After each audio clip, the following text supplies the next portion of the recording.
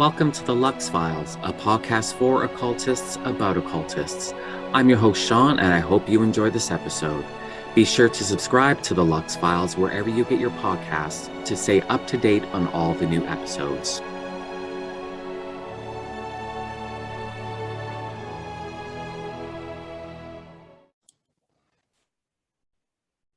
Hello, everyone. Welcome to episode 2 of season 2 of the Lux Files. Of course, you know who I am. With me today, I have Heather Greene. She is the author of Lights, Camera, Witchcraft, a critical history of witches in American film and television. So, hello, Heather. How are you? I'm doing great. How are you doing? I am wonderful. Thank you so much for agreeing to come on the podcast. I'm really excited about this. Me too. It's a great time to be talking about this with Halloween just finishing up. There's no reason not to keep watching witch films. So I'm very grateful that you invited me on. Exactly. I agree with that 100%. If you looked at my Netflix account and all of the recommendations, you would see that it's pretty much 365 days out of the year. It's not just spooky season for me. So there you go. Yes. Me too. I agree. Yeah, every day is spooky season. So yeah, so your book, we're going to get to your book in a minute, but I just want to say how exciting the topic of your book is, because I love seeing witchcraft and magic and the occult in television, movies, and in any sort of I don't know if format's the right word, but good witches, bad witches, coming up with the worst representations from like the satanic panic, sort of, all the worst that you can think of. I love it all. So I'm really excited to talk about this, but let's introduce you to the listeners first and hear a little bit about yourself.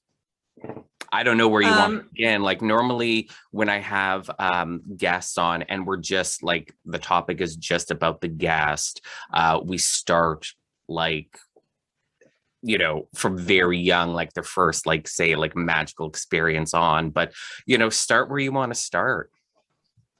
Well, I'll just there's two threads here, which I always talk about and people always ask me, is I got started, my interest in film started sort of not as a thing to study, but more as something to watch. I enjoyed watching, I was exposed to old films very young, through grandparents, parents. I have many fond memories of watching old sci-fi films, the black and white ones from the 50s with my dad. My grandparents used to talk about old stars. They lived in LA and we used to go out there. So I had sort of a fascination with it, along with a theater background. So I just love the magic, so to speak, of Hollywood, and began studying it in college. And so after that, alongside that, I should say, is I also began finding that I was interested in various occult topics. I remember, studying tarot and astrology. I think I started with astrology and then got into some tarot. I grew up out in the metro New York City area and spent a lot of time in the Village. And there's all the fabulous stores there. And we used to go into the crystal stores. And, so I sort of wound up sort of in both paths alongside each other, And then when I was in grad school, I noticed a correlation. Like all of a sudden there were a lot of witch films, and I was already very interested in the intersection of politics and history. I'm sorry, not history so much, cultural, society, politics, etc., and how those are reflected in film. Mm-hmm. I became acutely fascinated with that, and I was doing a lot of work in that area during grad school, and saw this in witch films at the time. So I thought at the time, well, I'm going to do this. Maybe this will be my dissertation when I go on to get my PhD. Well, I didn't go on to get my PhD. So things sort of got put on hold. And then in around 2013, something like that, I noticed the same trend again. And I said, wait a minute, I got it. This time I'm doing it. And I did it as an independent researcher, applying everything I know from my previous work to this, looking at these films within a cultural context, within historical context, politics, gender dynamics, you name it. It all goes, religion, it all kind of threads through the story of how the witch starts in Hollywood and came out. And the neat part about that, getting back to the my double life, so to speak, that I talked about earlier, is that as someone who has also been in the witchcraft community and doing work for the witchcraft community and been in and around media in the witchcraft community, I was also able to apply that knowledge to the study, which is something unique that not everybody who does that study can do. I could look at a film and go, oh yeah, that's a real Wiccan element of magic. That's not real, that kind of thing. So I was able to apply that knowledge as well. And so it really gave a certain depth to the book. And so that's where I am right now. So that's how the book developed anyway. Right. Now, what would your PhD have been in had you pursued it? Oh, it would have been film history or film studies. That's what my master's and bachelor's are both in. So I have degrees in film studies and film history. So that's what I was going to go on to do. And I just, life happens and you get sidetracked and other things go on. So yeah, so that's what I did. I wound up getting into freelance writing, which is where I am right now. I'm a freelance journalist. I've done PR work for the pagan community. I'm the former managing editor of The Wild Hunt, which I was with for 6 years. I've done writing for Circle Sanctuary, Lady Liberty League, you name it. I've been in and around the community for for almost 30 years now. So it's been member of Coven of the Goddess, so I really have had, these two paths have come together in this book. It's really nice. Makes it more fun, Yeah, for sure. So with you having always had an interest in film and television from an early age, and you would say you're passionate about that. Mm-hmm. Do you find does it inform your magical practice at all? Influence it at all? Because I find that when I'm talking to people, their non-magical passions, I mean, it could be like, role playing, like tabletop games. It is something that they're really, really, truly passionate about. Kind of, sort of has its fingers in their magical practice in some regards. Oh, I would absolutely agree with that. How could you not? If your spirit is passionate and dedicated to something non-magical, why would that not come out in your work? And I've written about this before, but I'm a big fan of pop culture magic. I have I've heard of people, and I personally haven't done it, who use like Marvel characters as their god and goddess figures, or using rock music in their rituals. And I'm like all for it. If you're a big fan of that kind of stuff, you go for it. So I think in that way, absolutely. Having a theater background, I've always joked about doing a musical ritual based on Broadway. I haven't ever done it, but usually people run in the other direction when I suggest it. So, but yeah, I think there's a sort of theatrics that is part of me that would come out if I was doing any form of ritual work or spell work, etc. Definitely that comes through. It's just a part of who I am, and that would be and I also bring to any kind of magical work a certain amount of information. I always joke about being Cliff Clavin of my family. So that's a pop culture reference right there. Yeah. And so I think there's also a certain amount of experience and knowledge just as a journalist, as a pagan journalist, that I bring to the table when it comes to my work otherwise.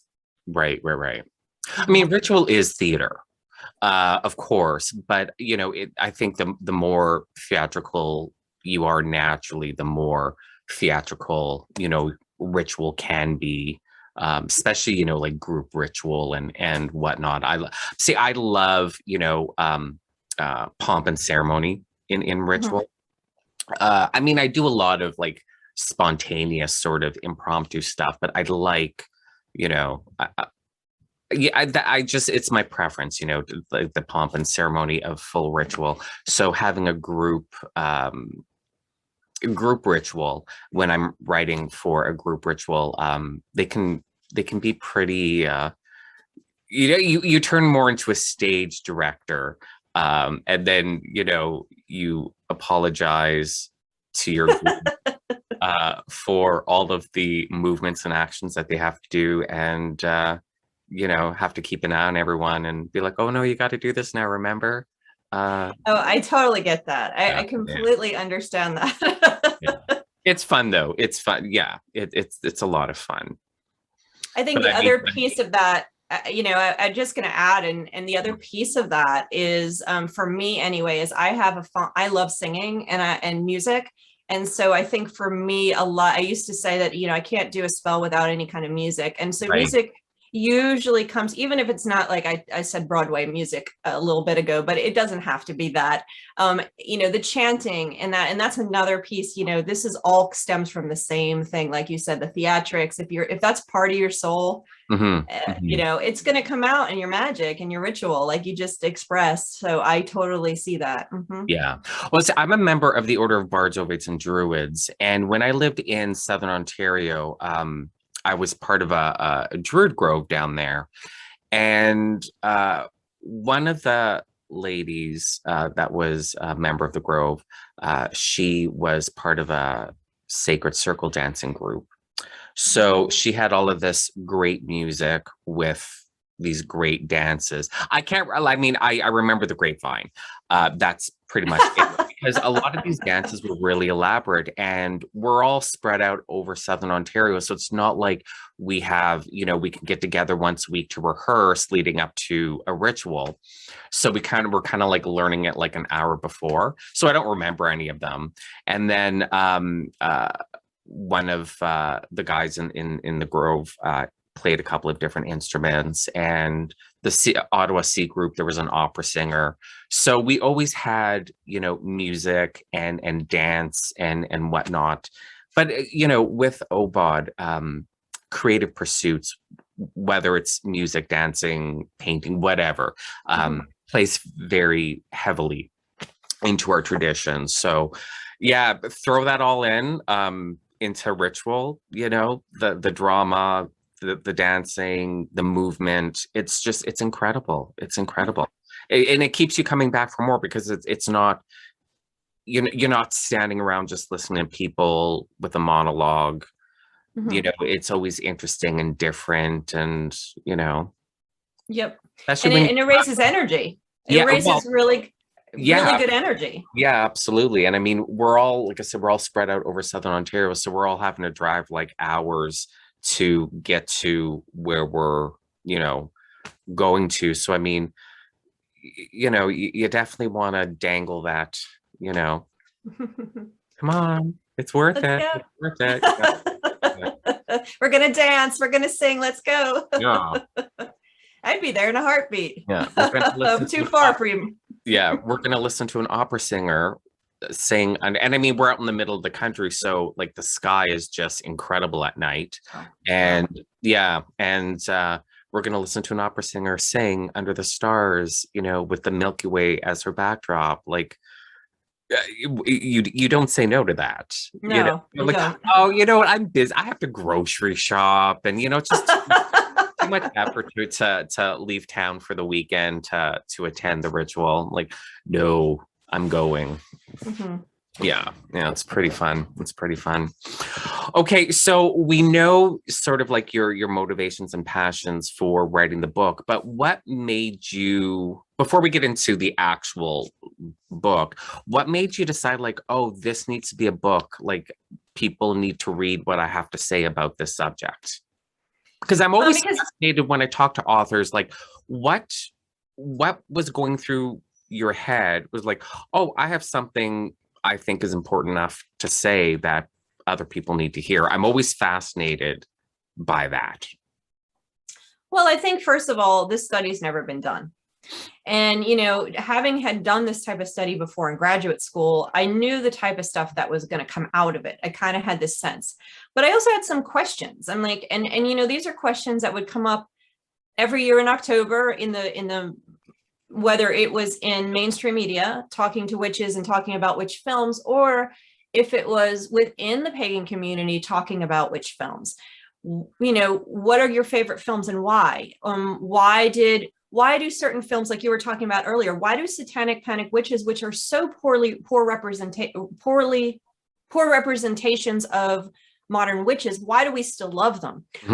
Why do we think witches have green faces? Where did that come from? Are some of the things that we do in the modern witchcraft community only reflections of these representations that are fictional? So I had a lot of questions, and I said, you know what? I watched these discussions go round and round without anyone actually doing a study like this. And I knew I was, qualified to do it. And I had already done it, focusing on Disney and Disney princesses and looking at how they evolve and why, and looking at them in context. I said, you know what? This is what I need to do. I need to do this because there is something here, especially since I was now looking at a second wave of popularity of witch films. Why are we having a second wave in 2013, 14, 15? And so so I went into it with the, knowing how to do the study properly, and the mountain of work it would take. I should say the mountain of movies I had to watch, right, or rewatch. That must be tough. It was tough. Twist my arm, right? And then so the structure of how I was going to do the study was there, and how I was going to present it. It was just a matter of then digging and getting the historical material and what was going to come out of that. And I was really excited about that, because a lot of times we talk around pop culture representations, whether it's witches or something else, it doesn't matter. We talk around these things, and we never look at them within the context of their creation. And we also never talk about the details behind the scenes of how it happened, about why did witch have green skin.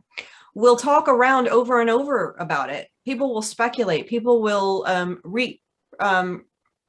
readapt and use it, but nobody knows what actually happened. And that's the kind of stuff I love as a historian, as a journalist, and as just, I love trivia, just as a triple Gemini. I'm like, I got to know why. I'm like the 2-year-old part of me never went away. I'm like, but why? Yeah. But why?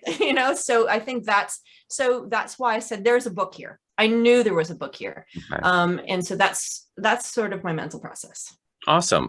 What is the earliest representation of witchcraft that you found in film, or it would be film before television?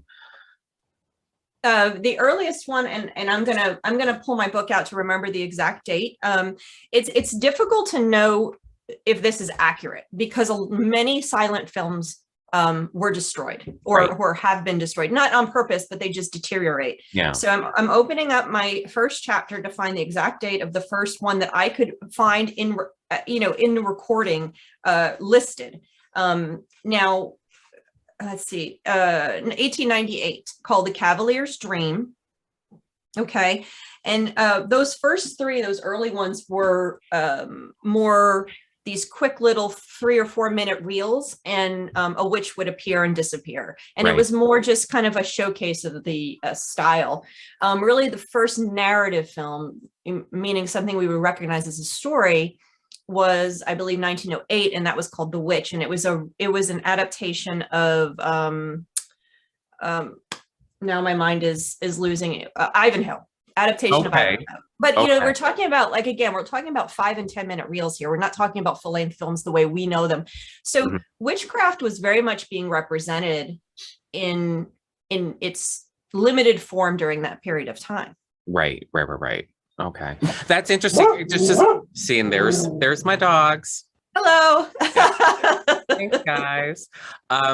Yeah, that's interesting because it's almost like, oh, look what we can do. We can create, moving pictures on, celluloid.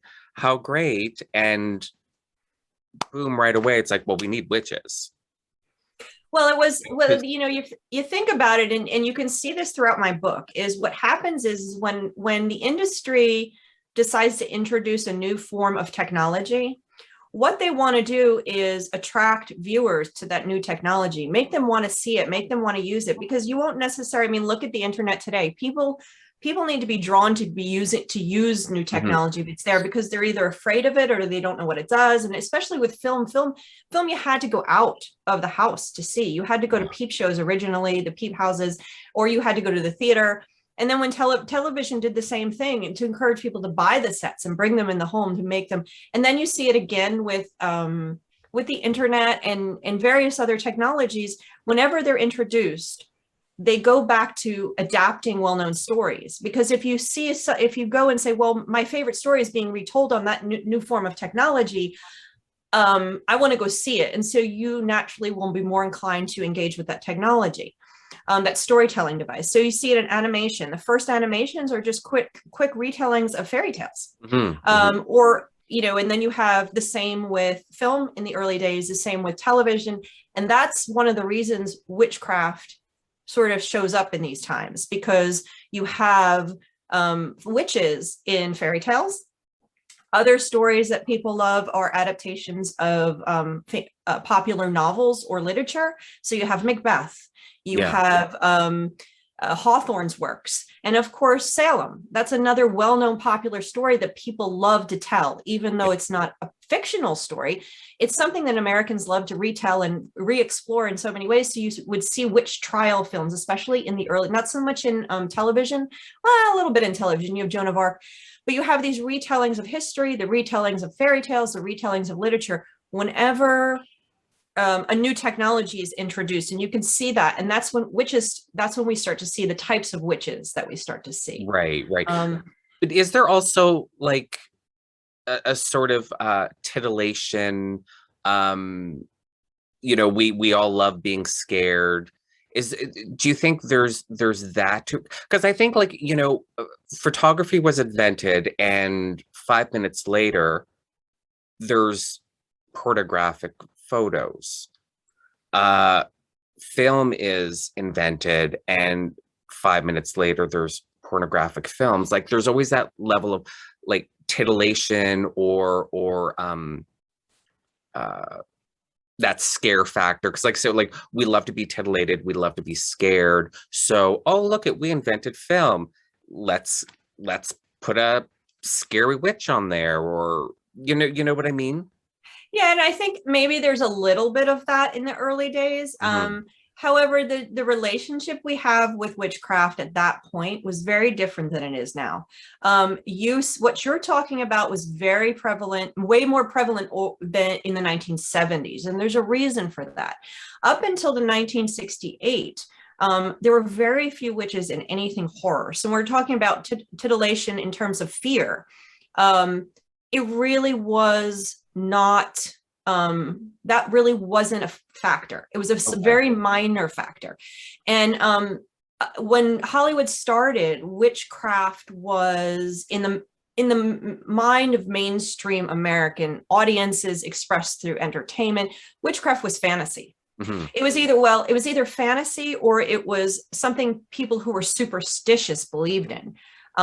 It wasn't something real. It wasn't something scary. And it was different than the occult. The occult, spiritualism, and Ouija boards and all that stuff that was going on at the time was not equated with witchcraft. Witchcraft was fairy tale fantasy, nothing like that.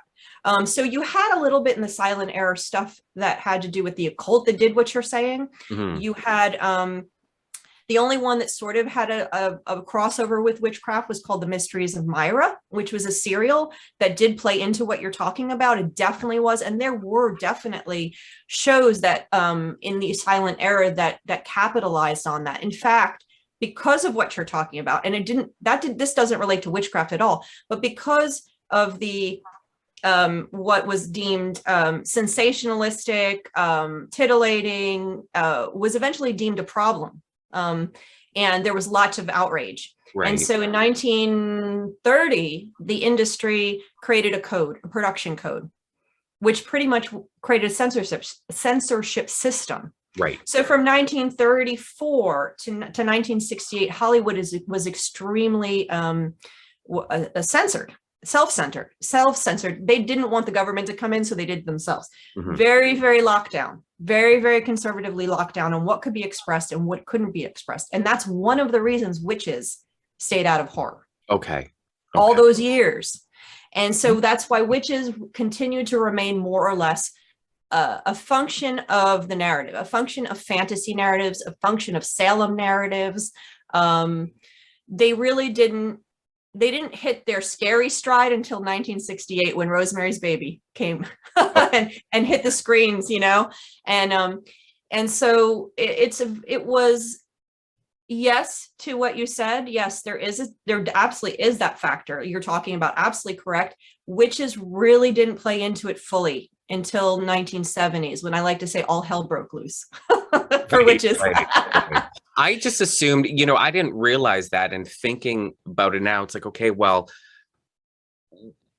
witches, you had Bewitched, and then the Disney witches, and it's like, oh, right, there was no horror witches. That's right. That's interesting. Yeah. There are few. Now you could say the Wicked Witch of the West is a horror witch, and she absolutely is. She was terrifying. And she still is. So she kind of you had little tastes of it, but they were always couched in some kind of fantasy, let's say, or something else. They were never full on what we would see today, or even in the 70s. Yeah. Well, you also had, Oz is the fantasy land, and Oz wasn't a horror movie. So it makes sense that, you can throw her in there. She's scary, but it's not, it's not like a horror narrative. Yeah. No, and there are a few. There are a few. There's a couple that were called horror in the 1940s, but they're not really. They're more mysteries, if you want to say something. They're not really horror. And then there's a couple in the 1960s after the Twilight Zone, with the TV coming in with these sort of more horrific depictions of witchcraft. Twilight Zone does it first on television, which is interesting. So they start pushing the envelope there. And then you have a few, you have two by Roger Corman, one in the late 50s and one in the 60s. Roger Corman, of course, was a B filmmaker. So he wasn't mainstream, was able to push the element a little bit. And you get the sexy, scary vamp witch in 1957 in The Undead. And then you get another one called The House of Death, which is 1965, I believe, which is ceremonial magician, Satanism stuff. But again, it's not super mainstream, but again, you're getting closer. But that's 1965. That's as the code started to break down. And really, you don't get the true full-on joy of the horror witch and horror witchcraft and all of its glory until 1968. And then, like I said, all hell breaks loose. And then you got tons of it. Do you think with that timing as well, is there any intersection with the feminist movement? Oh, absolutely. There's an intersection with the feminist movement, with new religions, with goddess worship, with all the other cultural revolutions happening. It absolutely coincides, because the film industry couldn't keep up this antiquated code that was created in 1930. In 1930 is when it was created, wasn't enforced until 1934. So they're looking at 30 plus years, a code that was written in a different time. they couldn't enforce it, and they were losing audiences. Television was losing audiences with its code. Hollywood couldn't find its audience anymore. Their clientele, so to speak, were younger. They were progressive. They were pushing boundaries. They didn't want this anymore. Right. They didn't want the Leave It to Beaver movie aesthetic, so to speak. And so Hollywood had to do something. Right. So it, of course, not only did it start reflecting all of these movements, not just the feminist movement, but the all of the cultural revolutions that were going on, all of those pieces, the progressive movements, it was starting to reflect those. And that's why the code broke, because times were changing. Yeah. You know? And just for context, like, this code wasn't just about like horror aesthetics. Like, this is the code that you couldn't show a toilet. You couldn't show a man and woman in bed. That's why, you know, a married couple had twin beds on television. You couldn't show a pregnant woman. You couldn't say she was pregnant. Like, this wasn't like a horror code about what horror aesthetics can or cannot be shown. Like, this was everything, how much skin and, you know, exactly, how much sexuality, et cetera, et cetera. Exactly. It was everything from banning interracial kisses to how much, what types of costumes women were allowed to wear. And one of the things, you know, it had a very strong control of a woman's the display of a woman's sexuality. Yeah. And so that was part of the reason how witches were affected. It did not regulate witchcraft specifically. Yeah. There was no rules against witchcraft. However, there was two things that did affect horror. If we're talking horror, is one, displays of sexuality. You know, women couldn't be the vamp witch. Okay. So there was control over that. So you weren't going to get the 1970s witches who are half naked. You're just not going to get that. The other piece that's important to know is that the code restricted the displays of evil. So evil could not be sexy. Evil could not be attractive. And evil could not win. Okay. So that's why Hollywood films from the beginning always were tied up in a bow with the hero winning, because the evil could not. So you couldn't wind up with a Hollywood vamp witch. Yeah. Sexy, alluring, attractive, but evil. You could not do that under the code. This was not going to be possible. And the other thing is displays of religiosity and displays of religious figures.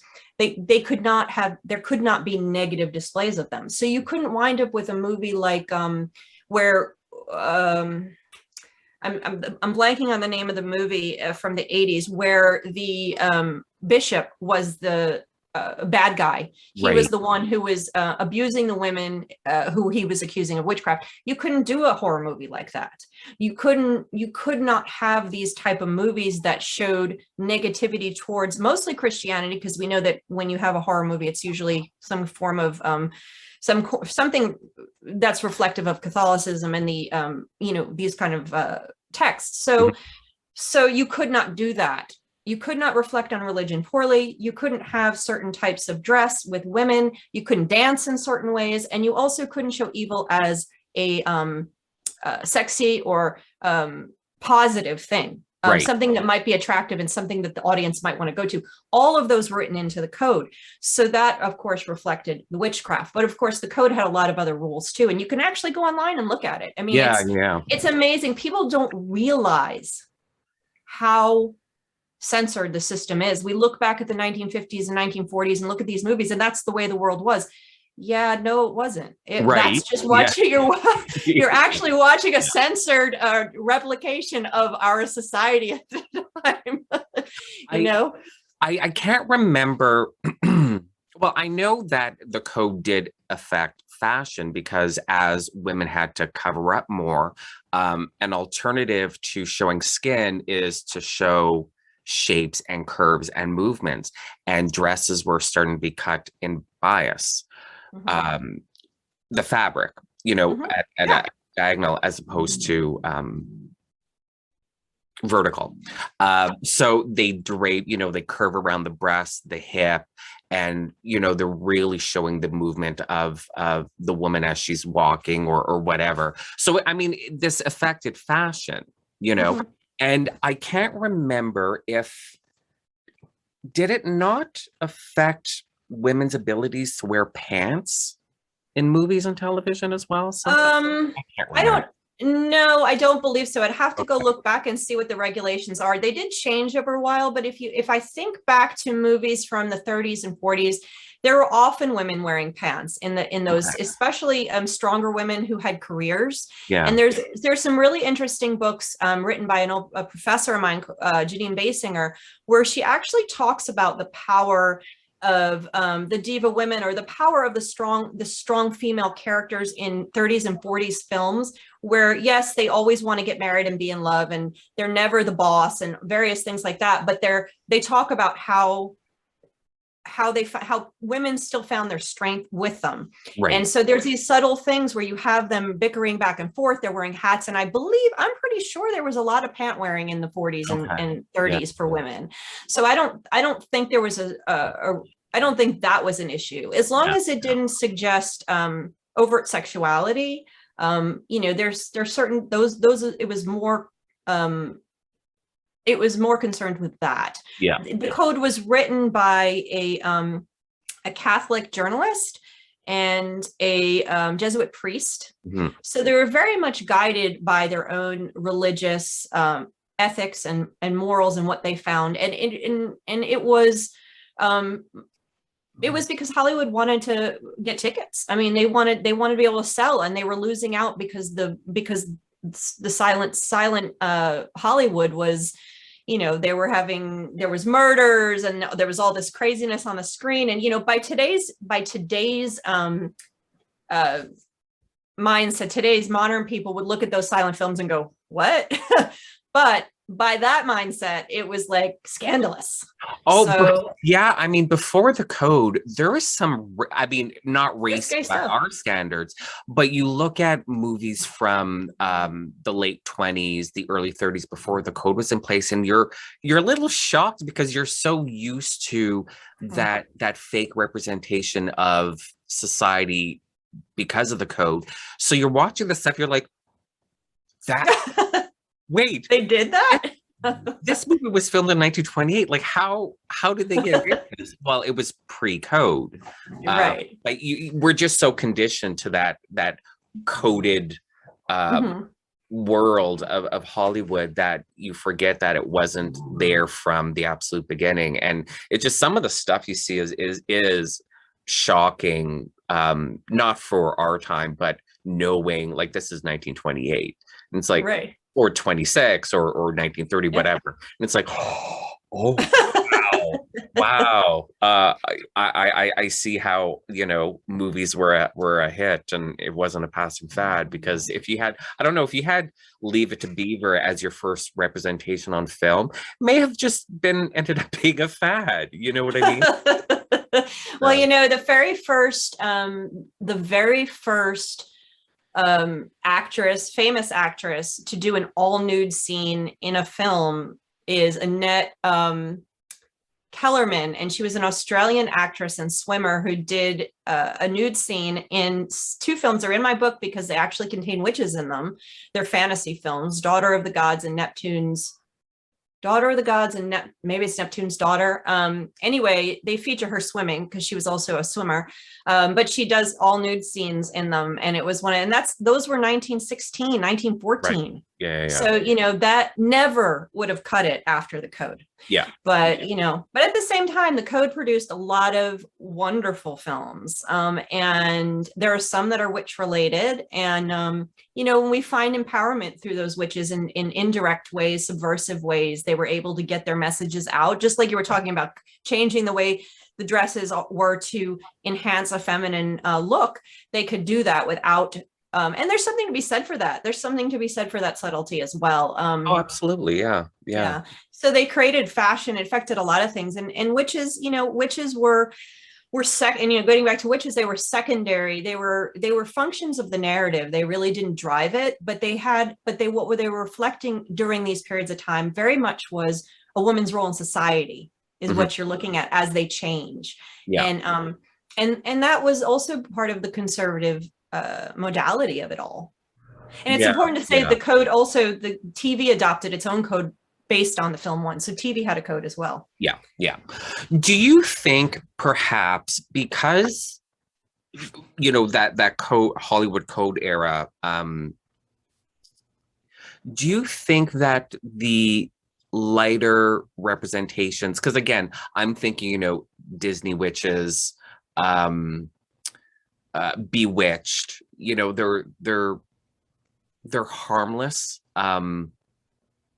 to us, the viewers, you know, because they're not scary, they're not going to cause us nightmares, anything like that. Do you think that they kind of contributed in a way to a harmless idea of witches? So getting into the 60s and 70s, they seemed less threatening, you know, for people that, you know, were discovering witchcraft and nature religions, because, you know, these people didn't grow up with these scary horror representations of witches. So do you think in a way the code actually contributed in a roundabout way to a positive view of the word witch? I would say probably not, because if you remember that witches were not considered real, witchcraft was not considered real. It was either a superstition or it was just fantasy. So these, now I would say that like the Wicked Queen, for example, or the Wizard of Oz, the Wicked Witch, they're scary in and of themselves, but mostly, with few exception, even though these things are fantasy and not considered real, witches were generally the bad guy. Yeah. Witchcraft was generally something that was bad, even though it was an evil and it wasn't lurking in our world, which would break that barrier and create that level of horror, okay, that you get later on. These were just fantasy, but they were bad, okay? And the cases where you have films where you talk about like Bewitched is in a different story, because Bewitched was television 1960s, so that's a totally different, we've already reached a progressive point at that point. But if you're looking at Bell Book and Candle, or you're looking at I Married a Witch, or some of those others, the witchcraft is an allegory for women's power. Right. And witchcraft is something that witchcraft is something that needs to be contained in all of these films. So while it's fun, while the viewer is having fun watching the woman own her own power, you can enjoy the Wicked Witch of the West because she's a woman on her own doing her thing with her own power, etc. In the end, the Wicked Witch is still bad. Yeah. In the end, the concept of witchcraft, even if it's just fantasy, even if it's just comedy, it's still something that's bad and that good people don't do. Okay. This is what these films teach over and over. So I don't think the production code, it kind of ignored witchcraft as anything could be real. It just kind of, like you said, I don't think that contributed to a positive view of witchcraft whatsoever. However, I think witchcraft, modern witches did that on their own in the 60s. And I think the progressive movements that were happening in culture in general is what pushed that envelope. And Hollywood, though, didn't follow suit. The adaptations of witchcraft as positive really didn't start happening into the later 70s into the 80s. And then there's a blip during the Satanic Panic, and then into the 90s. And really what pushed that was modern witches. Right. And, you know, and getting back to what you said about the feminist movement earlier, is that the later 70s, 75 to the early 80s, you see a lot of witchcraft productions that are very reflective of the second wave feminism. You don't see it in the beginning 70s, because in the beginning of the 70s, when the code broke, it was like exploitation, joys all over the board from every type of genre. Yeah. And I highly recommend people watch some of those early 1970s horror films, because they are absolutely hysterical and so much fun to watch.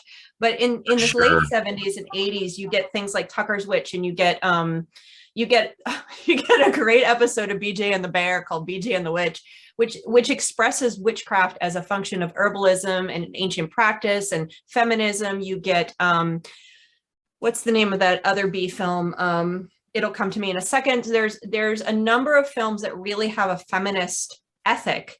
Oh, it's another one that's really good that's earlier from 1973 is Season of the Witch. It's also called Hungry Wives. It has this, it feels like an exploitation film. It has a little bit of that, but it has that feminist ethic. So you're starting to get some of that. Right. But again, all of that goodness is coming from the movements, not from Hollywood. Yeah. And Hollywood's reflecting it. So when the code broke and you had those earlier movies, the witch horror, that wasn't reflective of the feminist movement, but that wasn't a oh God, my mind just blanked out. A backlash to the feminist movement. Like you're saying, like that was just like a celebration of the end of the code, and we're just going to go all out and just do crazy stuff. No, it was not a backlash. You don't see the backlash until the late 80s and early 90s. So that's satanic panic stuff, a backlash against women's power. And I talk about all this is stuff I talk about all in the book, because this is the important things of understanding the development of the witch in film. No, the films of the early 70s are more an expression of society. So at the time, you had exploitation films around all the genres. And I like to call the ones then witchploitation films. And what if you think about it is in the late 1960s and early 1970s, the witchcraft movement was becoming more and more vocal and more and more accessible. So Hollywood writers had access to that. And we had also had new books being published. You had Buckland's first books, and he actually advised on several films like Necromancy. Right. You had Anton LaVey's books coming out, and he was active in Hollywood as well with the Satanic Bible and all that stuff. You had Gardner's books were first coming published in the US and accessible. So you had not only the feminist movement and all these cross-cultural revolutions, so to speak. Things were changing. People were also very unsettled at this time. So just generally the population was dealing with the Vietnam War. They were dealing eventually with the Nixon crisis. You're dealing with a number of cultural and socio-political crises as well. And society seemed like it was breaking apart. Right. And so and so the code goes away now. And now we have a host of new, fresh filmmakers who can do what they want. And you get a rash of 1970s. Some of the best filmmaking was done in the 1970s with some of these auteurs that came in. I mean, this is when Spielberg started, and Lucas and Martin Scorsese and all these fantastic, they were able to actually do what they wanted because the code was gone. Hi, everyone. Thank you for listening to the Lux Files. I'm not just the host of this podcast. I'm also the owner of Lelo Gonzalez. I make beeswax and scented spell candles, loose stick and liquid incense, anointing oils, and bath salts. So once you're done listening to this episode, why don't you head on over to my website at www.lelogonzalez.com and check out my products. For your convenience, the link to the website is also in the show notes. And the rating system was here. So along with that was this opening of the door for creating this exploitation stuff, new audiences. Hollywood, there's one quote in a book I read, it said Hollywood realized they actually had a Black audience. So you get all these films with all Black casts and Black actors. It's called Blaxploitation films because they were also, a lot of them were B, just like some of the other stuff, but there was just a run in the 70s of everything that could not be done. The first interracial kiss on television, the first interracial kiss in the movies, and you just get all of this stuff happening. So none of this was backlash. All of this was expressive of the movements themselves, which came out in all directions and all kinds of colors. And it's absolutely fascinating, the history of Hollywood at that juncture. You don't get the backlash until Satanic Panic, when this pendulum swings back to the conservative side. Right. Do you see any similarities between that era and television and movie streaming services right now? Because I feel like a lot of people think, for a variety of different reasons, political, pandemic, etc., that the world's just falling apart and we're in a huge cultural crisis. Do you see television and movies right now, and can you look back to that early 70s and be like, oh, it's all happening all over again? I wouldn't say it's all happening all over again. I know we talk about the wheel turning, but I believe the wheel rolls. It doesn't ever go back to the same place. So, but yes, in terms of witch films, we entered a witch popularity cycle at the end of the 1960s as this was happening, right? And it went through about 10 years. We did the same thing around 2011, 2012. We entered what I call a witch cycle, which is a popularity cycle. And that was just at the time when we started to see, at least in the US, and then, it actually spilled out across the world, a progressive movements again. We're pushing. You're talking about things like Black Lives Matter, women's march movements. You're talking about equality discussions and discussions about gender, just discussions about sexuality. We had the marriage rights stuff. So you see all of this similarly breaking down barriers, changing, redefining things that we've had defined in a certain way for so long. And just yes. So yes, this period of time with its crises and with its cultural movements is very similar. Right. Now, I know people that went through that period of time saying, well, right now it's much worse than it was back then. I like to think it's not, and we're going to be okay. Yeah.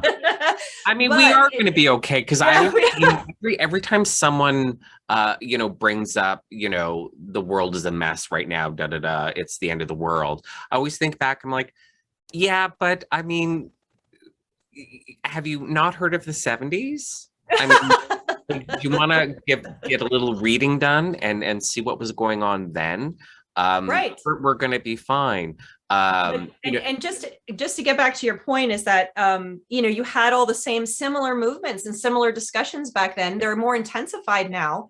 We also have a more intensified backlash happening because at that time we didn't have a moral panic, but we have a moral panic in conjunction. It's like you're taking the satanic panic of the 80s and mixing the cultural revolution of the 70s and putting them together.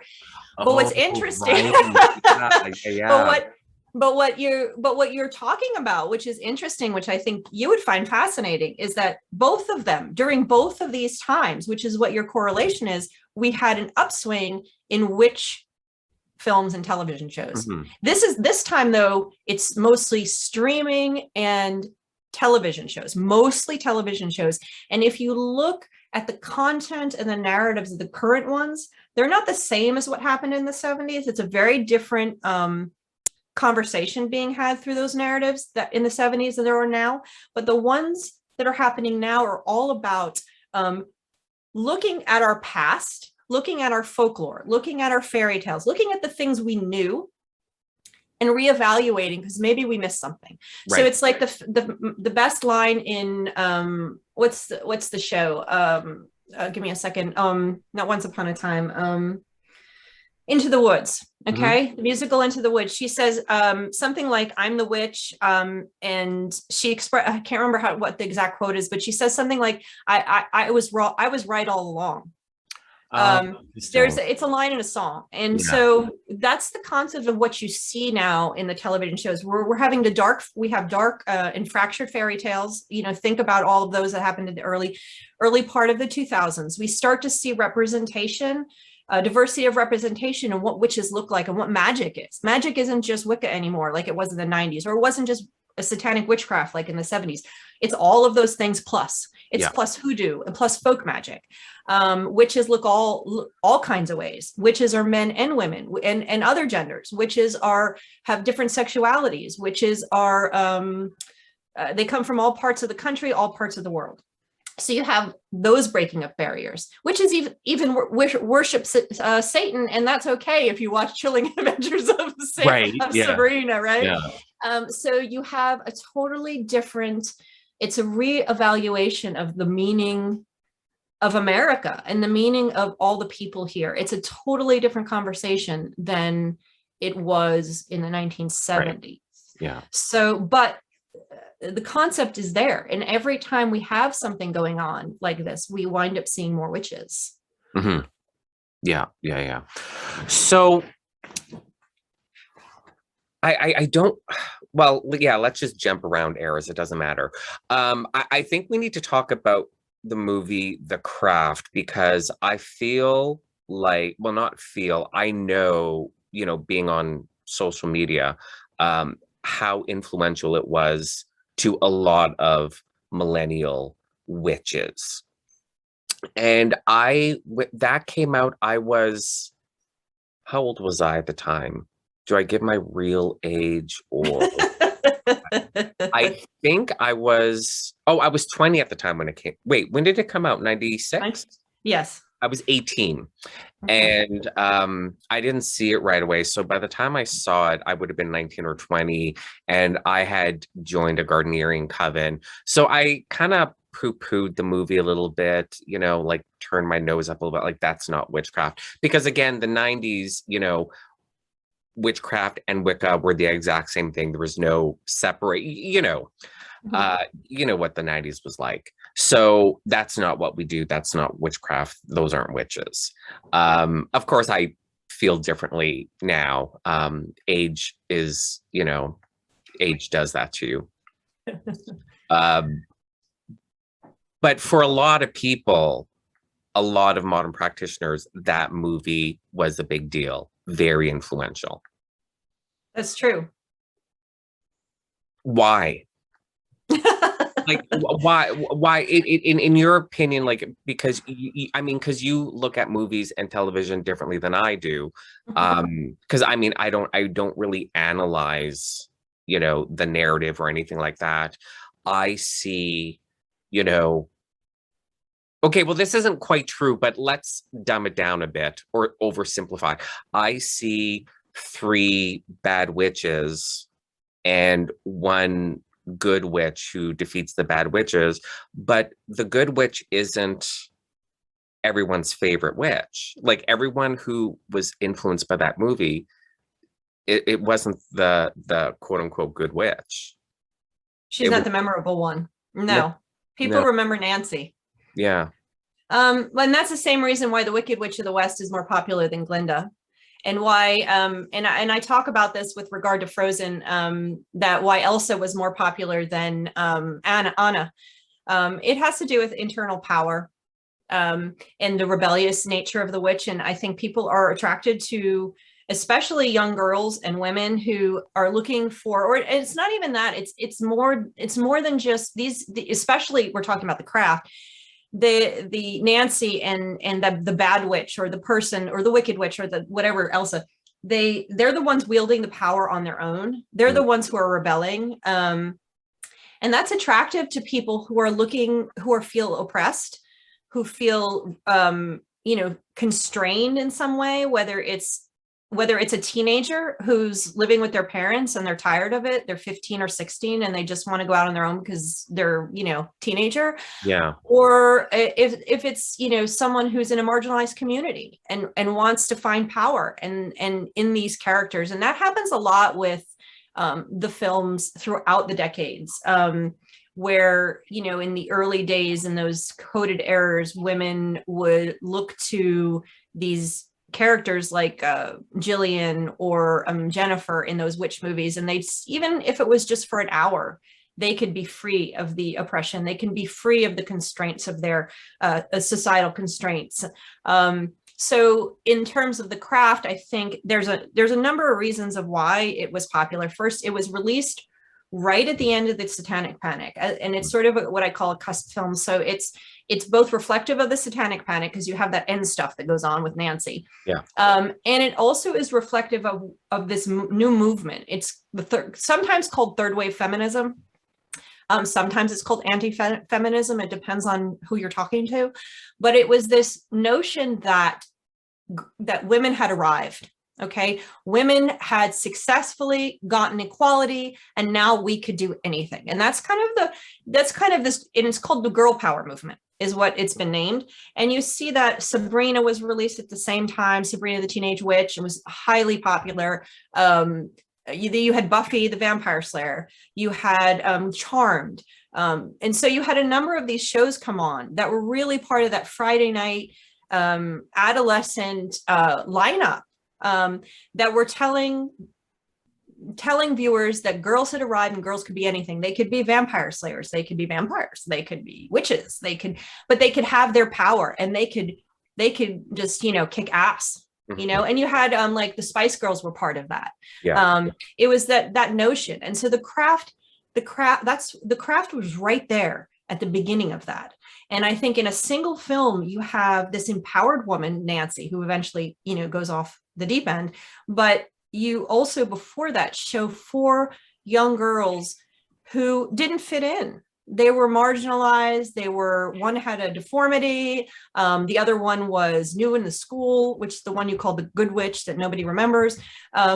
Nancy, of course, had, I believe her parents were divorced, and I think she might have been abused or something. She had a family thing. Rochelle was dealing with racial problems in the school. And so you had these girls who were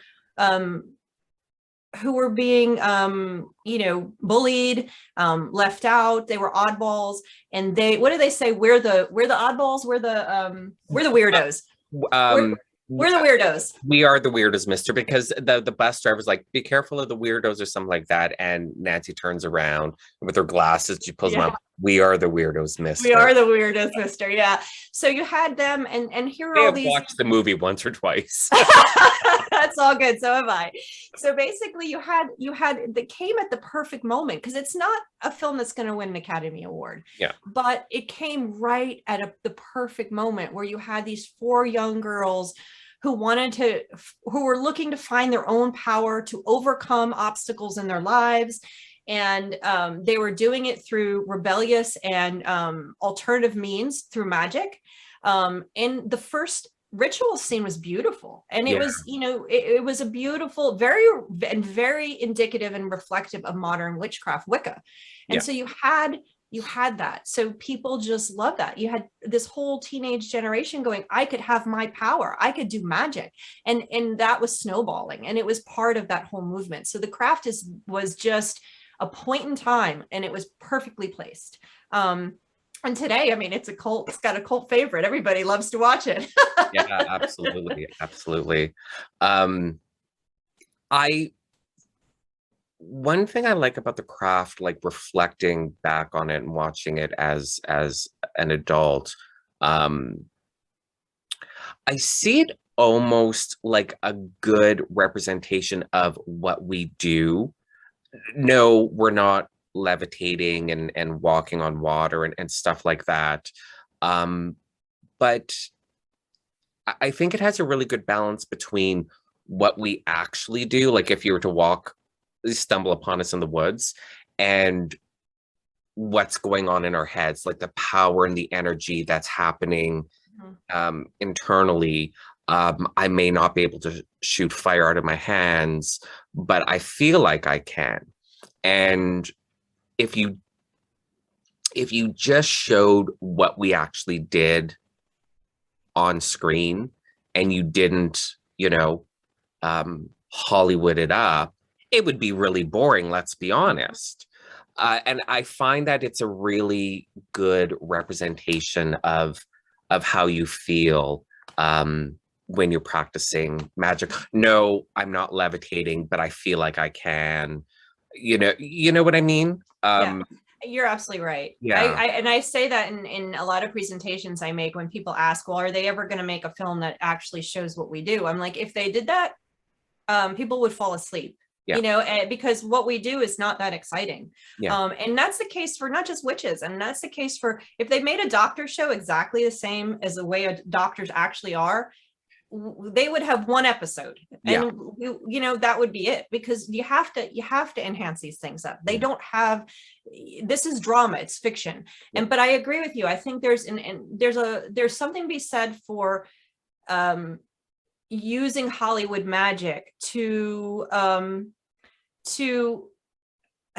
adapt, to reflect real magic, so to speak, using those things to show what it feels like, you know, like you said. And I think that's another reason people get so attracted to these films, because if they touch, if a movie's narrative and if what it's showing is touches you that way, you feel empowered.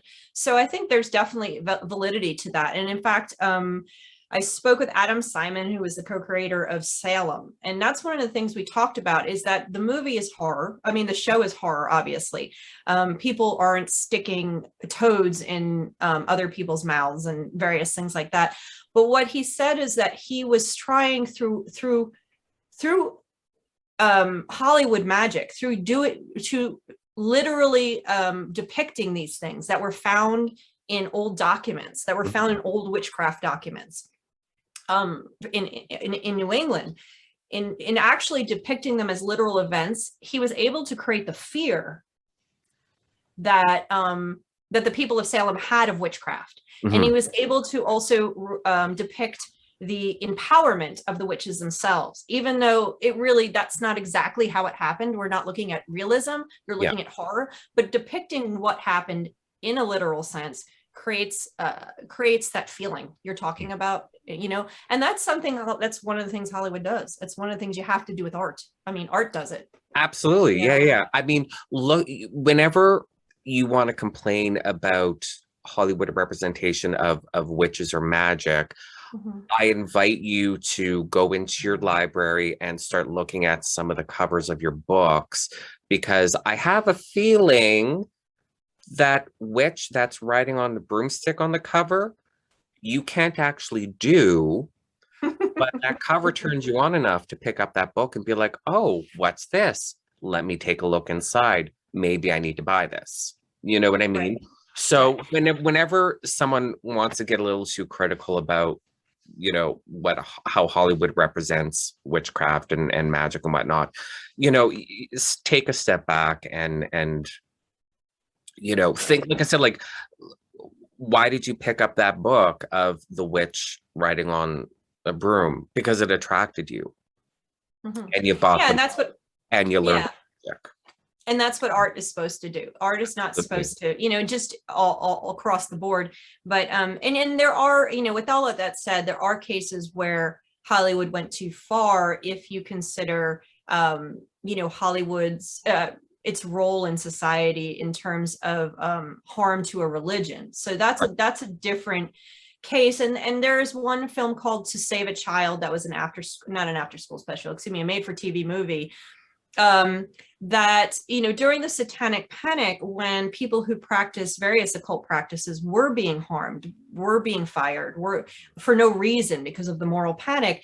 You know, did Hollywood, and that's a question, that's the big question. Did Hollywood have a responsibility not to produce some of the productions, not so much Hocus Pocus, although it is a Satanic Panic film, and, you know, but some of the representations that felt more real, like To Save a Child, that projected witches as being child-eating, sociopathic monsters. And so that's a question we ask today when it comes to social media, when it comes to Hollywood. What are these large media conglomerates, what's responsibility do they have to protecting the population? And that's an ongoing question. And that's a question that was asked back in the 30s when they did the code, and you know, Hollywood said, we'll police ourselves, don't come near us, and they did it. But you know, as far as witches, in that To Save a Child was one, they were going to do a movie, a television show called The Craft, aptly, that portrayed witches as a satanic coven that harmed children. And it was very much a realistic portrayal in modern 1980s America. And Circle Sanctuary, led by Selena Fox, Selena Fox and Circle Sanctuary led a letter writing campaign to get ABC to pull the show, and it was successful, and they turned the pilot into a TV movie. I believe it was released in 91. You can still watch it on YouTube. It's called To Save a Child. It sounds very familiar. And I mean, I would have been at that age aware enough to watch it in a bit of a that just sounds really familiar. But I'm glad you actually brought that up, because that was going to be one of my questions. Like, what are there any sort of modern realistic portrayals of witches, but in a really negative light that can be harmful? And that's a really, really good example of what I'm talking about. And that's, you know, it really, where the line crosses is different for everyone. I mean, let's be honest. So, you know, you have, if something is just marked as fantasy, you can get around it. I look deeper into the narrative conversations. So I would say Hocus Pocus could be considered negative, because it was in a string of fantasy films that portrayed witches as child eaters. Right. Which was all part of that moral panic. But, you know, a film like Witches of Eastwick, which I adored when I watched it, I read the book, that could be seen as negative, specifically not so much witches, but that's negative backlash against women, that film. So I have a love-hate relationship with that movie. So you have a number of films that, you know, it's really a personal decision on what crosses the line. But to save a child, when you get to the portrayal of a religion, in modern times, witchcraft is a religion, Wicca is a religion, Druidry, etc. When you start to push that, for me, is where you go over the line. Okay, you want to do the fantasy stuff, you want to do the horror stuff. We all know this is all fun and games, but when you're doing something that's more realistic like that, you know, yeah, you know, you got people who celebrate this, who are members of this path, who may be harmed by this film. And so that's where I draw my line. I look at the real world effects of some of this stuff. And so, you know, I say that they did a good thing, Circle Sanctuary. And then actually that actual campaign launched Lady Liberty League.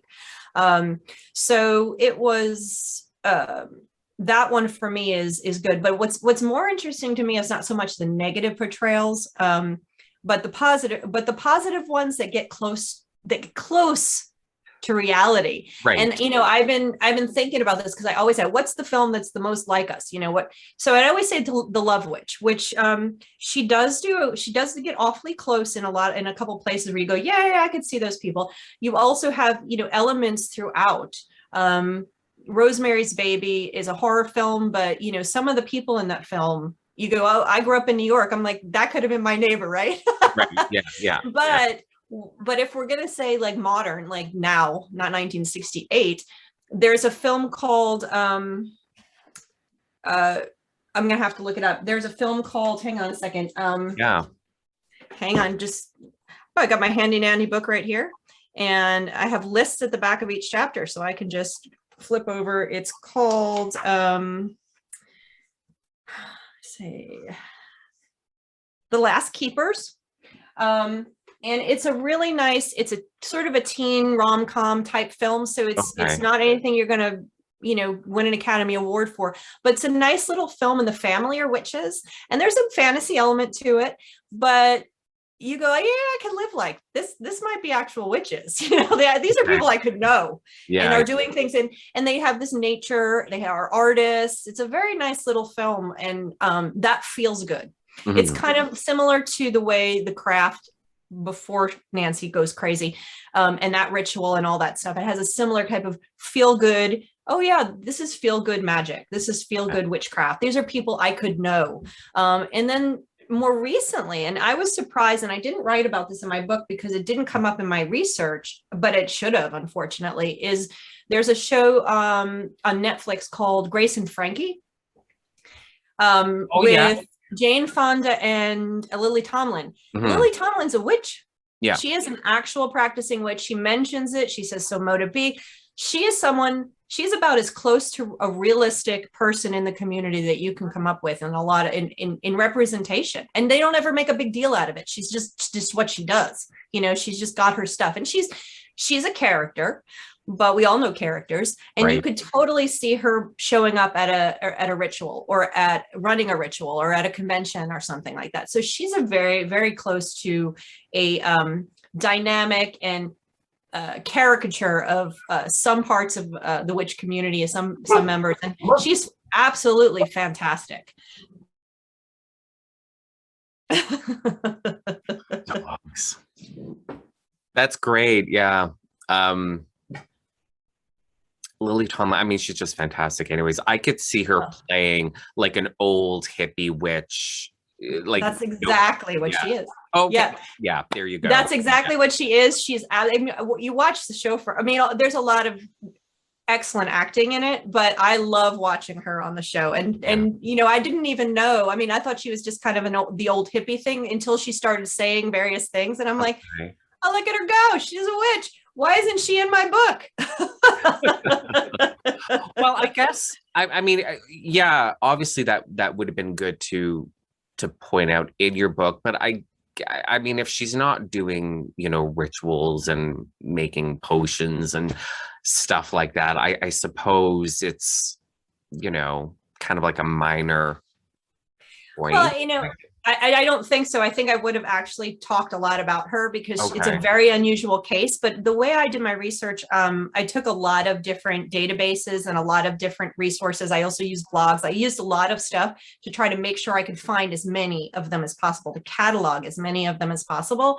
And you miss them. And that's just the way it is. Because if they don't come up, because it's not going to come up as a witch film. And a lot of witch film lists are for Halloween. It's not going to come up as a Halloween film. And unless it's been cataloged in like the film archives, they have databases, TV archives. They sometimes have keywords. But the show isn't about witchcraft. It's not even about her specifically. That's just a part of her character, like someone has a job. And so it wasn't a keyword. So it never showed up. But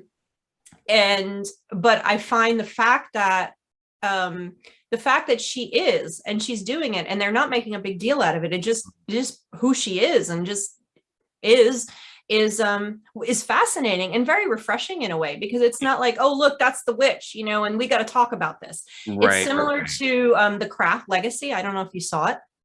No, actually I didn't. Okay, well, one of the characters is a trans woman, and she is one of the main characters. And she is one in real life, the actress, as well as the character, but they don't make a big deal out of it. And the actress said at one point, saying she really appreciated that because she could play this role and this be a part of who she is naturally without an issue. And this movie isn't about that. It's just accepted, and it's mentioned a couple times, but not part of the narrative. It's just who she is. And that's a refreshing thing to see with sectors of our population that have not been well represented, to see them represented without lots of finger pointing and spotlights and focus. It's just who they are naturally. So that's what you see with the Craft, as well as the representation of the witch in Grace and Frankie. Okay. Yeah. So yeah, that's unfortunate then that didn't make it in the book, but that's okay. It's invariably somebody says to me, "You left this movie out." I'm like, you know what? Wait for the 10th anniversary edition when I include. And you could have first edition hard copies of both. So there you go. There we go. I love it. Yeah. You've got the plan. Yeah. You know, it's all about the marketing. You know, all about the marketing. Okay, so that's, you know, before today, I was trying. I'm like, I don't know if I'm going to be able to word this question properly, and we got it covered about like that really bad kind of like realistic but negative portrayal of witches in To Save a Baby. So I'm glad we got that covered, and you know, good portrayals of like, this is what witch really could be. So I'm glad we got that covered, that you know, there is representation there, that people can actually go and say, oh, I need to check out these, you know, these good, you know, sort of representations and whatnot, because I think that's important, that not only that they exist, but we talk about them, because, you know, talking about, you know, the scary witches, the bad witches, that's very sexy and it's very titillating, and we love it. We love them. But to see, you know, positive, sort of realistic, representation, and to talk about them, and for the listeners to be like, you need to check them out. I mean, I think that's really important as well. For me, someone that practices a lot of ceremonial magic, there's a movie called A Dark Song, which I first of all, it's just fantastic. I mean, just love it as a movie, period. It's a woman that hires a magician to help her perform the Abramelin operation. And what they do has nothing to do with the Abramelin operation, like the actual Abramelin operation. But again, if you were to film the Abramelin operation, I mean, I don't want to watch someone for 2 hours drinking water and eating bread and sitting quietly praying in their head. So, I mean, it's an exaggeration of the ritual, but it's a really good sort of visual representation of what ritual is like. Like, for my non-occultist friends, I'm like, if you want to know what it's like, what it's like for me, like what we do, watch this movie. It's not that much of an exaggeration. I mean, some of it, like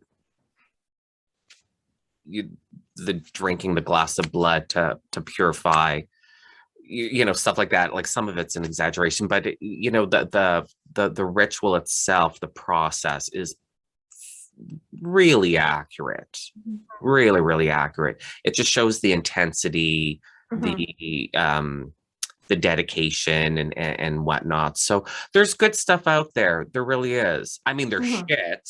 I mean, and you can even do like bad witches badly, where it's not even, they're not even good representations of bad witches. Yes. I've seen some of those. We don't speak of those. I mean, like I said, I'll talk about bad representation of witches and magic and whatnot till the cows come home, because it's sexy and it's fun and whatnot. But if you do bad representations of a bad job of bad representations, I mean, like, is it really that hard to create a bad witch? Like, really? I mean,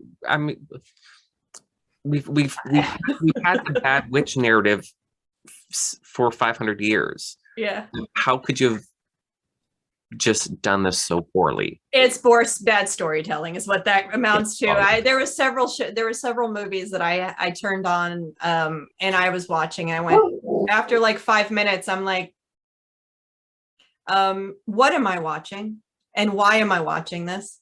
And some I got through in hopes of maybe some redeeming quality, but most of them I'm like, yes, there's some bottom barrel films that are just, and most of that is just really bad storytelling. Right, and that happens, you get that. And just, witches are very easy to throw into bad stories that are more sensational. There's a lot of sensationalism.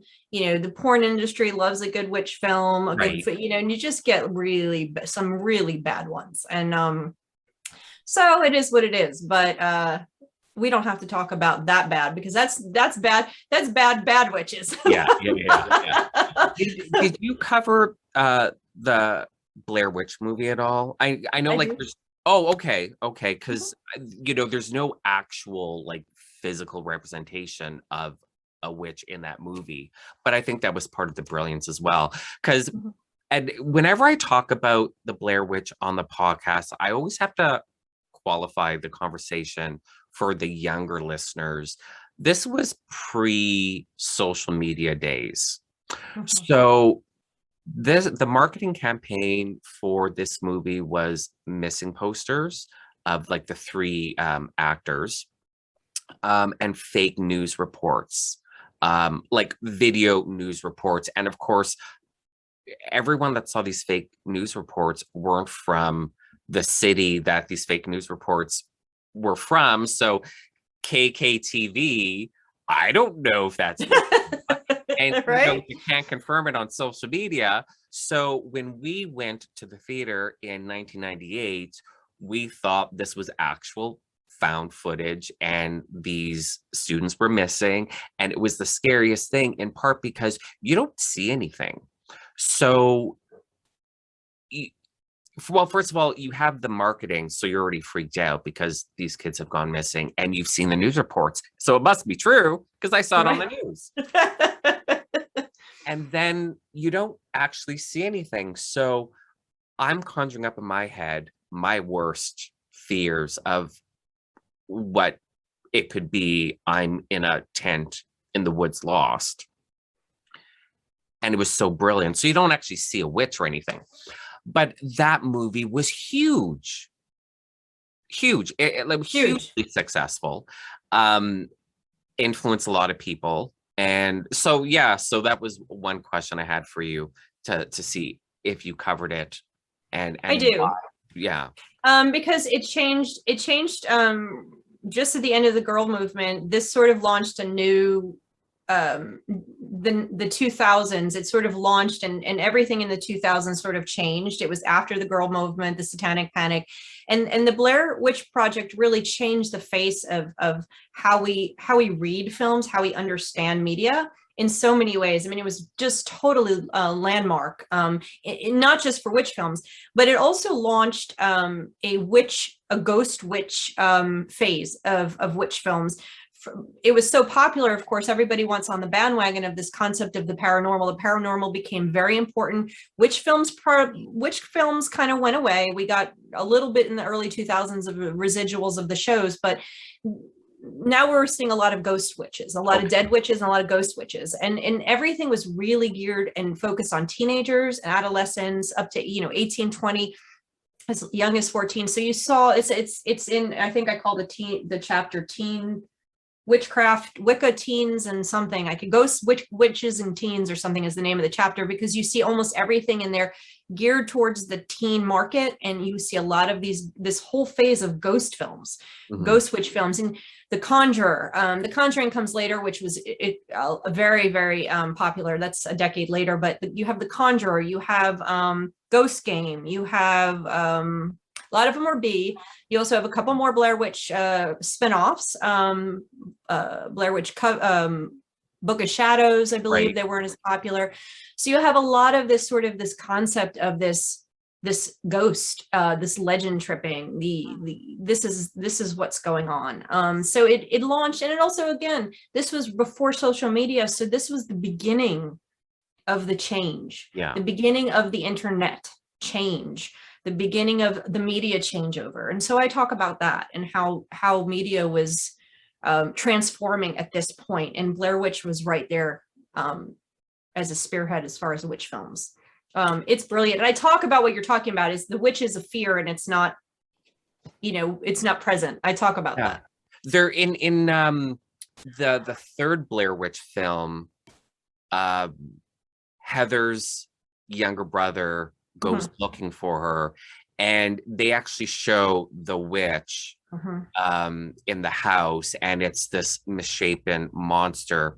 And I would have appreciated that visual more if that, because this wasn't going to live up to the original Blair Witch and that fear factor, because first of all, that whole missing persons marketing campaign was effective, but we've all adapted our minds to this first person camera sort of horror thing and whatnot. It doesn't have the same effect that Blair Witch did, right? But I would have appreciated that visual, because it was creepy to look at. If that was a witch, like that's a demon minion that she sent after them, I would have like that. But that was the witch. I'm like, you're never supposed to see the witch, and it's like, well, this isn't working for me. Well, they lost that concept, and they lost that the essence of that original film is the witch is in our head, the fear is in our head, and all of that stuff. But if you think about it, that movie was made in 2016, I believe. You're talking about and it was made in the middle of the witch, now witches are popular again. So its point was different. It was made at a different context and representation of witchcraft. And here now you're looking back at stories and seeing stories we once told, did we tell them wrong? Did we understand them wrong? So now here's a story that's going back to look at the Blair Witch film, and now it's giving us the actual witch. I thought it was it was okay for a horror film. It didn't bother me so much. I think it did do better than, to me, in my mind, it did better than the sequels that were made right after the Book of Shadows. But it was never going to be that first one. There's no way anyone could replicate what they did. No way. Point in time. Yeah, absolutely. God, that movie is great. I even watch it now. You don't have the same fear factor that I did, 100 years ago in the theater watching it for the first time, but it's still just so damn good. It really is. It really is. But I think like my favorite witch is the Ghost Witch, because there's always like a folklore behind it, and like either folklore going back hundreds of years or even going back 50 years. It's just the folklore, the legend, that really, the mystery of it. That's absolutely really that just appeals to me. And you throw in all of that folklore with the Blair Witch, and it's an absolute masterpiece. Do you have a favorite witch? Like, not necessarily a character, but like a favorite type of witch representation? I don't have a favorite type of witch. I don't think so, because I just love them all in different ways. My favorite witch, I always say, is the Wicked Witch of the West. I have a deep love of the Wizard of Oz. And she really, and I talk about the beginning of the book. And then why does she have green skin? Why does she have green skin? Okay, so I'm going to tell you this story, and then I'm going to have to actually say goodbye to our podcast. Perfect. Because that's a great way to end. I know, right? I'm sorry. I could talk to you for hours. I'm having so much fun. But I have kids that are texting me right now because they have an appointment. But I would love to end on this because this is perfect. Yeah. So I tell you this in the book, so it's a little nugget that you can read more about. But so here's the story. So basically, in Technicolor was a new process at the time. And so they were doing test filming of Margaret Hamilton in her costume. And her costume is all black, as you know. And so when they did those tests with the film, and they got the dailies back, and they saw that it looked like her face was floating. It's something to do with Technicolor made the black costume, the solid black costume, and then her skin tone looked like there was a line here. It was some kind of the transition of the color. So it looked like her face was floating above her costume. Okay. And so the only way to fix this problem at the time, because we didn't have CGI and computers and stuff, the only way to fix it was to either change the color of the dress or change the color of the skin. So they changed the color of her skin. You would think it'd be easier to change the dress, but the black dress and the black hat were iconic at that time. Animation had been doing witches that look like that for a decade. So they changed the color of her skin, and I have yet to find the reason they chose green. My theory is green creates a horrific element of sickness and death. It also is the color of Frankenstein. And at that time, the Universal Studios had lots of popular monster movies. So it would have equated her to audiences then with death, with zombie kind of dead body, with sickness, and of course with the monster. So I believe that's the reason they chose green. And I think that's a valid reason, even though that's speculation, but that's why. And there's no green skin on witches prior to that movie. So every green skin witch you see now is because of a technical problem with film in 1937, 1938, when they were filming it. So it's 1938, sorry, it was released in 1939. So yes, that is the reason that witches have green skin. That's super fascinating. Awesome. Okay, so wonderful. Thank you so much for that. And thank you for coming on the podcast. Before you leave, let the listeners, and I'm going to put these in the show notes so the listeners can, easily click on them, but let the listeners know where they can find you on social media and any of your links, anything that you want to share with them. Absolutely. So here's my book. First of all, you can see the wonderful cover with the cat. Black cat. So my social media is Myra Selena 01, that's Twitter, and Heather Greene Writes on Instagram. And I have a website, it's heathergreene.net. You can find me there, and all of my socials are listed on that as well. And I am on Facebook too, and I believe it's Heather Greene Writes. And for some reason, I can't keep up with all the social media. Socials, it's a full-time job. Yeah, it really is. It really is.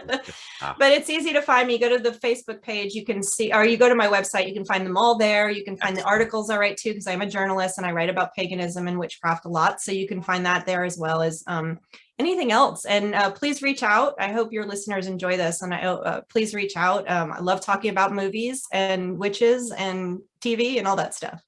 So for the listeners, you're going to go buy Heather's book. You're going to read it. And then whatever television shows and movies she missed, you're going to let her know for her 10th anniversary edition, expanded edition. So yes, absolutely. Please. And you know what? I will actually, if your listeners send me a movie I did not include, and it's an American movie, not it cannot be, don't tell me about the European films, because that's what I studied. If it's an American movie, even if it's new, and tell me about it, I'll watch it and I'll write an article on it and put it in context, or we can talk about it. Absolutely, let's do it. That's fantastic. I love it. That's wonderful. Okay, well, Heather, again, thank you so much for being on the podcast. This was so fantastic. Thank you for having me. Yeah, I really liked talking about this. Like you, I could have just kept going for definitely for hours. But I appreciate the time that you did give me and the listeners. And I know everyone's going to love this episode. So thank you so much.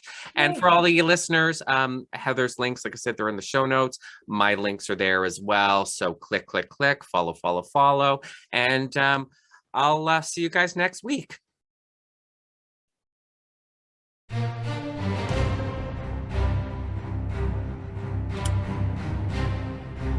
Thank you for listening to this episode of The Lux Files. You'll find all the guest links in the show notes, as well as the link www.leiloganzalwin.com/links.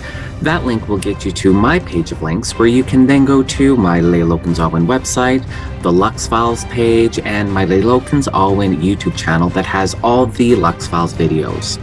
It also has all my social media links there, so you can follow me and the Lux Files. And don't forget to subscribe to the Lux Files wherever you get your podcasts. And lastly, if you enjoyed this episode, please consider leaving me a review. Until next time.